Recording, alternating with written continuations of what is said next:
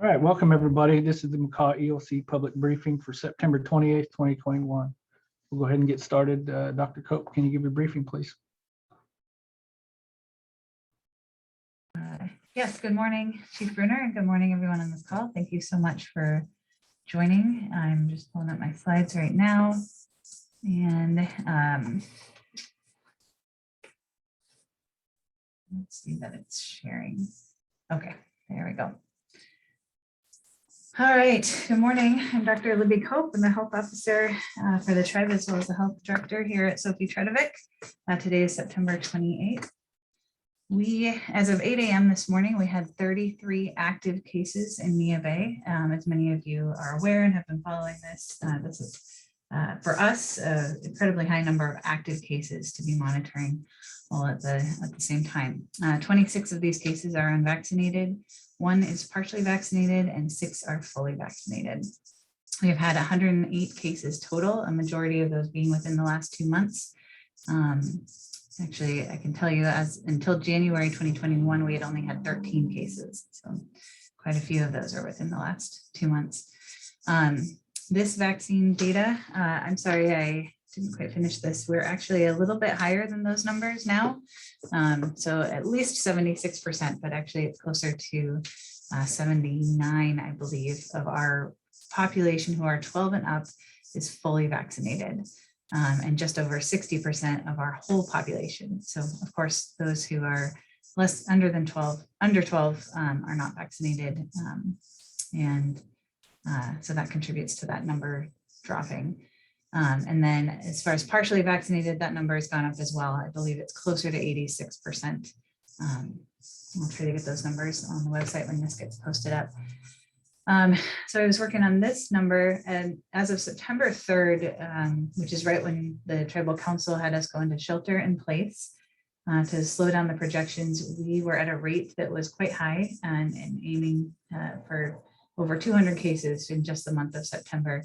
The red dot is where we actually have ended up as of today, so 59 cases. Certainly for us, again, is quite high, but hopefully is less than what possibly could have happened.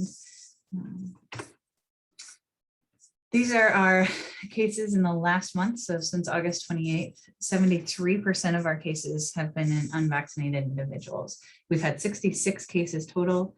48 of those are in unvaccinated, 5 were in partially vaccinated individuals, and 13 were in fully vaccinated individuals. I'm going to skip over this next slide because I have a different slide on the vaccines later. Okay, so right now in Clallam County, we're starting to see, it's a little scary to be hopeful, but it looks like based on the data that there has been a peak, which was projected for this time, that we would have a peak in new cases in Clallam County, starting to slow down a little bit, but just in order to keep perspective, 15.16% for percent positive is still incredibly high. But it's not as high as it was. So it was at 20% for quite a while there. And they've had a number of new fatalities. Unfortunately, the hospitalizations, though, has decreased. So down to 4 current hospitalizations. Unfortunately, that's probably reflecting a number of deaths. This is that information taken from the Washington State COVID-19 dashboard. As you can see, there's that peak and possible decrease in cases in Clallam County. The same trend is happening in Washington State as well. And this is the rate of new cases per 100,000, also taken from the Washington State Department of Health's website. So you can see possible plateau and a possible decline in cases. This graph, I really like this one, which is from the New York Times. They show the new reported cases and also are showing a decrease down here. But what you can see down here as well is that while hospitalizations are going down, deaths have actually still continued to go up. And I do know that they are increasing, and that's what we see is a lag in about 2 weeks. So right now is the time where deaths might, at least countrywide, just increase. Most of this outbreak is due to the Delta variant. This number is 244 confirmed cases of Delta in Clallam County. As we know, that number is likely much higher than that. And this just shows kind of continuing data rolling in. You can see it's from a month or two ago now. This is just all of these cases are Delta. So I wanted to take some time to focus on the booster dose vaccines and just clarify. I know it's confusing, and I even have some of the paperwork directly from by the CDC right in front of me on my desk, and even it is a little bit confusing to read through. But I pulled through it, and we've got Moderna boosters, which a booster is like 6 months after the first 2 doses. It's approved for anyone 18 or over who is at high risk of severe illness or immunocompromised. So that's been the case for a couple of weeks now, or months actually, probably. Pfizer booster is the new news within the last couple of weeks is that anyone who is 65 and older is recommended to get the Pfizer booster. It's also recommended for anyone who is a resident of a long-term care facility or is at a high risk because of occupational setting. So specifically healthcare workers or those who work in long-term care facilities, as well as prisons, et cetera. And that's for anyone who's 18 plus. And then anyone in the age group of 50 to 64 with underlying medical conditions. So that's who it's recommended for. The Johnson & Johnson booster, they're working on a possible second dose and doing trials. And more info is to come there, but I don't have any projected date. Pfizer for ages 5 to 11 is still predicted for October 21. That's just a prediction. I honestly, I hope by now you know I do not have any guarantees or certainty on that. This is just a reminder. We've gotten a lot of questions about folks, and I hear kind of the comment they haven't frequently that someone hasn't called me yet. I don't know if I need to quarantine. I don't know if I need to isolate. But what I want everyone here to know, and what I want the community to feel very certain about, is that if you have been exposed, and that means being in the same room with somebody who has COVID, you find out later that they tested positive for COVID and they weren't wearing a mask and you were within 10 feet and really for any amount of time, but certainly if it's 10 minutes or more, then you have been exposed to somebody who's tested positive for COVID. And I'm asking you, we're all asking you to self-quarantine. Hopefully your name will come up on the case and contact tracing, but they don't always come up. So sometimes people don't remember everyone they've been around, or they choose not to share. And but if you know that you've been exposed, please self-quarantine. I do want to share positively that we have had a couple of instances where that has happened, where we weren't told that somebody was exposed. And later when they did test positive, they had self-quarantined on their own. And that made our job so much easier because it didn't just make our job easier, it made the community safer and there wasn't any spread from those individuals. So just a reminder that you can know that you need to self-quarantine if you've been exposed. You don't have to wait for a letter from us or a call. If you need resources, please reach out to us. If you want to know more, please reach out to us. You can call 2233 or 645-3298, or my direct line is 645-2224. Same for if you've tested positive, please go ahead and self-isolate. If you want more information, certainly call us, but don't wait for a phone call from us. And then lastly, I'm actually not done. We have a new behavioral health survey that we are going to post on our website. We want to acknowledge and certainly respond to what has been an extremely stressful 18 months, and especially these last 2 months, and certainly in our community the last week and a half. So I believe Janelle Strine, one of our mental health counselors, is on the call. I can't quite see.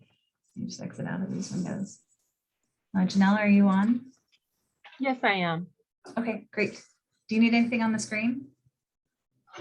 No, I just wanted to just talk a little about just the survey. And one of the reasons I'm the behavioral health officer for the EOC, and we created this survey to really help us assess the impact that COVID-19 has had on our community, as well as being able to better understand the emotional and behavioral impacts that the pandemic response and restrictions are having on our community. So we're going to hopefully use this information in our decision-making processes, and really hope to maybe inform the offerings that our behavioral health team can provide our community. If there is a need in our community, we hope this survey will be able to capture it so that we can maybe fill that need for the community to support our needs. So there will be a link on the STIC website, and it's only 16 questions. You don't need to put your name. It's completely anonymous. No contact information is required. It's just assessing, how our community has been doing over the past year with COVID, how you're doing now, and any suggestions or needs that you feel that could be benefited through our services that both mental health and SUD teams can provide. So Libby, I don't know how soon that'll get posted, but we'll send a link out to all the tribal employees, as well as post it to the STIC website. Yeah, awesome. Thank you, Janelle. We're working on getting that posted, and hopefully it will be done by noon today, and certainly as soon as this recording itself gets posted to our STIC website, it'll be available and posted in a few spots. And then we can also send it out via the mass text message so that it can reach more individuals and they can answer it right on their phones. So it'll be excellent. All right, thank you so much for being on the call, Janelle, and for being there with the rest of our behavioral health team and our substance use disorder team at Makah Recovery Services. They've been providing support to our individuals who are in isolation and quarantine, along with and on top of their regular caseload. So I just want to say thank you and really appreciate you being on this call. I think that is it for both my presentation and Janelle as a guest. Right. All right, Dr. Cope, it looks like you have one question in there about the Moderna booster and diabetes in the chat box. Okay, let me just take a second so I can look over and see those. For the Moderna booster, high risk, it can include diabetes. So what we encourage our patients to talk to their provider directly if they're on the fence, but the provider can make a clear discretion about whether or not it's a good idea to get a booster. So technically, the immune compromised and high risk is, it really just depends on if that diabetes is well managed and is under control. If it's not, then that would be a much higher risk for severe illness. So yeah, it can include, I guess my answer is it can, but I would talk to your provider. And most of our providers would probably say yes. Okay, next question. What happens when we know someone who's supposed to be in quarantine and see them out in the public? Who do we notify? Chief Bruner, I'm going to start, take a stab at this, and then I don't know if you want to talk as well about it. We are, as a healthcare system, we are not equipped to police or enforce rules or laws such as these. And the closest thing I can, well, I'm not even going to go there. Yeah, you can call dispatch if you know somebody is supposed to be in quarantine and let them know, but we are certainly limited, and dispatch is limited. Public safety is very limited in what they can do.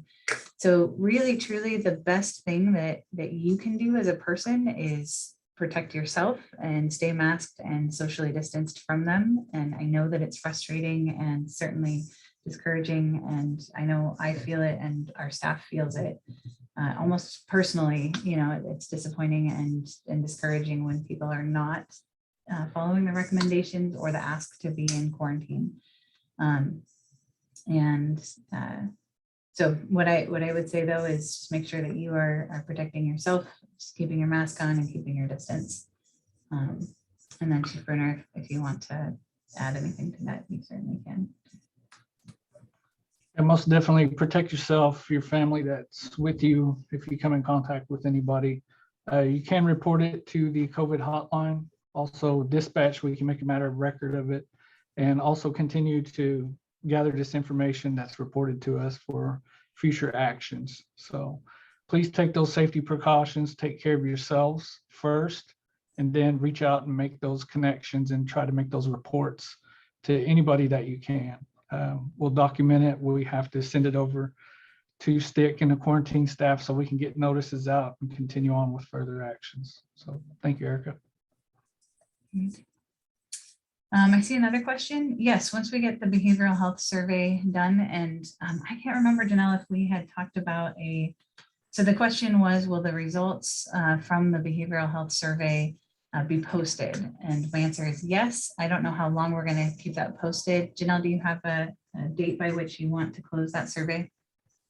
I'd like to see it within the next couple of weeks, just to give people enough time and for us to gather enough data too. So I would say by mid-October, we'll pull that down and then assess the data. And then certainly we can present the data findings and the recommendations and how we're going to move forward in terms of offering maybe further behavioral health support, whatever that might look like. So our plan with what we'll do with the data to support the community further. So.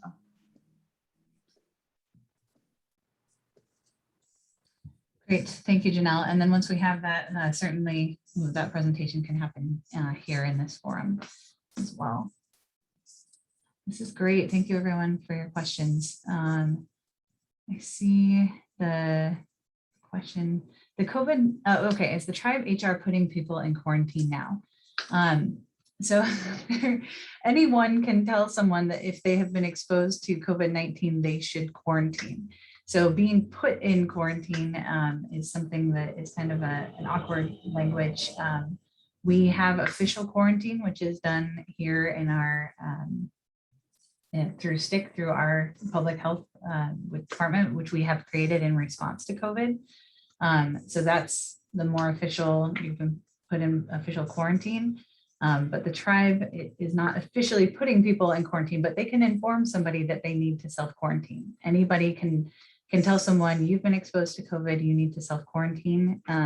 Nobody else is monitoring it though, that I'm aware of, at least not monitoring it formally, like our staff here at STIC is doing. But all of us can tell anybody, our family, our friends, our community members, oh, you've been exposed to COVID-19, you should self-quarantine.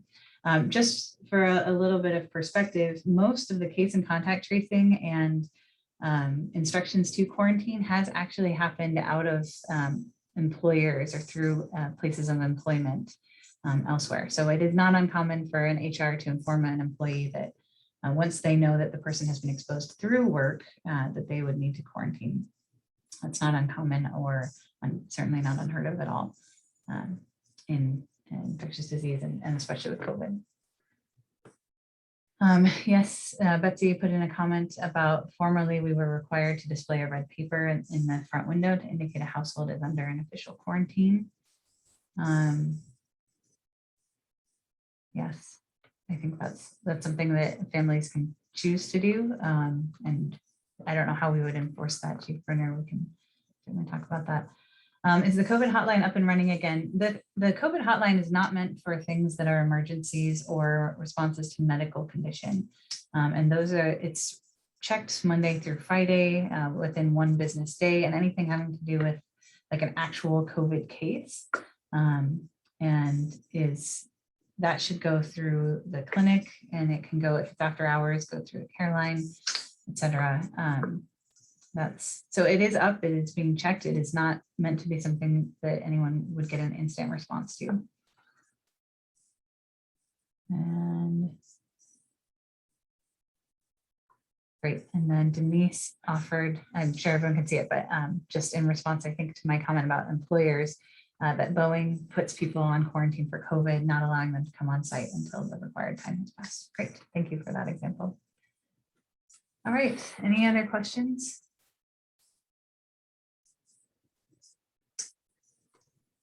All right. Well, thank you, Dr. Cope. Thank you, Janelle, for your input. Appreciate you sharing the information. We'll go ahead and move on. If any more questions pop up, we'll go ahead and address them. As far as the tribal organization, want to give everybody an update that the reservation will remain closed. I know October 1st was our deadline for opening. The decision was made this morning. It'll be officially notices posted and put out later this afternoon, but that's the word that I was to give on the briefing today. We will revisit that in January to prepare for the early spring opening of the reservation. So that's the report for the Makah tribe. As far as the Makah EOC, we're still in phase 2, everybody. Thank you. Appreciate all the safety measures, all the precautions you've taken up to this point. We're going to continue to stay in phase 2, and hopefully we can progress from there. Be safe when traveling. Travel for essential needs as needed. Please cut down on the non-essential traffic. We are still monitoring all of the traffic coming in and out of the reservation. All those statistics are put up on the STIC website, so you can view it and see those traffic patterns and people entering and leaving the reservation throughout the week. Please sign up for the regroup emergency notification system at stic.org if you have not. Lots of information. This survey will come out. Hopefully the link will be attached to the regroup message, and you can fill it out on your phone if you do have a smartphone accessible and able to do that. The briefings and everything will be posted later on this afternoon. It does take a little bit of time. Dr. Ann Rinker is doing that work, and she's doing a great job in keeping everything online and open for the public to access. At this time, I do not see any more questions in the chat, so I want to thank everybody for attending. Today's a very good group. We're at 24 as of right now, so it's not our top, so keep it up, keep coming back. Please refer people back to this recording and the information on the STIC website. Wanted to thank everybody for doing a great job. Please apply that pressure to the people that are non-compliant within your families. Please advise them to abide by those quarantines and put the word out. Get the shot, get tested. Everything's available for the public. So keep it up, Makah. You're doing great. I want to thank the STIC EOC, the Makah EOC, Makah Tribal Council. Thank you guys, and keep up the good work, and we'll keep working through this. So thank you and have a great day, everybody.